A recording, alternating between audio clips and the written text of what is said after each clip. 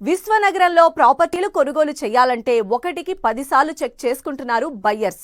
ఒకప్పుడు నమ్మకంగా చెబితే కొనుగోలుదారులు ప్రాపర్టీలను కొనేవారు. కానీ ప్రస్తుతం పరిస్థితి పూర్తిగా మారిపోయింది.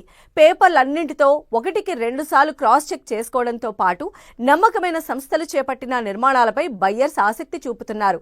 హైడ్రా ఎఫెక్ట్తో చెరువులు, నాలాలు, ప్రభుత్వ భూముల పరిసరాల్లోని ప్రాపర్టీల కొనుగోలుపై బయ్యర్స్ మరింత జాగ్రత్తగా ఉంటున్నారు. ఆయా ప్రాజెక్టులకు ప్రభుత్వ అనుమతులు ఉన్నాయా, రెరాలో నమోదైందా లేదా అనే విషయాన్ని చెక్ చేసుకుంటున్నారు. బయ్యర్స్ ఇలాంటి జాగ్రత్తలు తీసుకోవడం రియాలిటీ రంగానికి శుభ పరిణామమని, అబద్ధపు హామీలిచ్చే సంస్థలు అసలు నిజం కొనుగోలుదారులకు తెలుస్తుందని ఇండస్ట్రీ ఎక్స్పర్ట్స్ చెబుతున్నారు.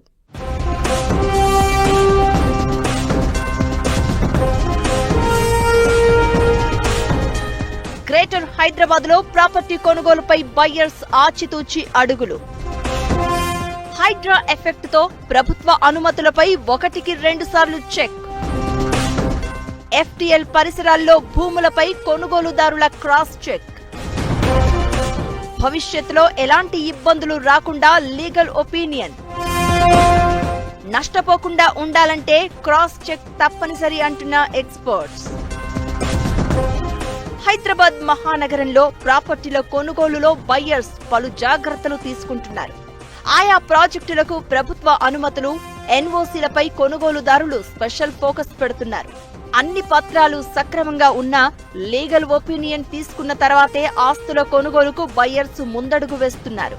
లీగల్ ఒపీనియన్ కానీ ఒక ఎన్ఓసీ కానీ ప్రతి ఒక్కటి కూడా అబ్జర్వ్ చేసి బయ్యర్లు అనేది చాలా అప్రమత్తమయ్యి కొంటున్నారు. దీనివల్ల మనకి ఒక కాన్షియస్నెస్ అని కూడా పెరిగిందని చెప్పుకోవచ్చు. దీనివల్ల మనకి ఫ్యూచర్ జనరేషన్స్ అనేవి మంచి నేచర్ అనేది మనకి సర్వైవ్ అవుతాము. సో అంటే ఒక ఇష్టారీతిన కట్టకుండా, అంటే మేజర్ బిల్డర్స్ ఎవరైనా సరే పర్మిషన్ తీసుకొని మనకు కడుతున్నారు. సో కొన్ని మనకు అక్రమంగా కట్టడం జరిగిన వాటిని కూల్చేయడం జరిగింది అంతే.